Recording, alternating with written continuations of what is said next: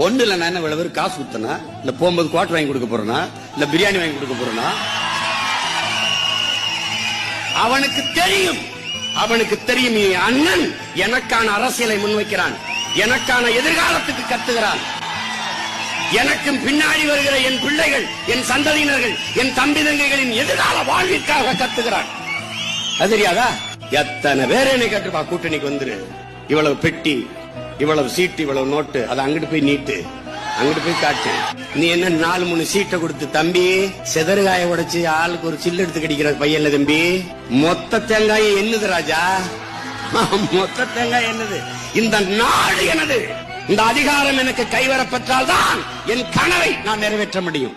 தரமான கல்வி, தரமான மருத்துவம், தூய குடிநீர், பாதுகாப்பான சுற்றுச்சூழல், நல்ல காற்று, சுவாசிக்க நடக்க பாதை, எரிக்க மின்சாரம், இதெல்லாம் என் பிள்ளைகளுக்கு கொடுக்கணும்னா, என் மக்களுக்கு கொடுக்கணும்னா எனக்கு முன் அதிகாரம் இருக்கணும்.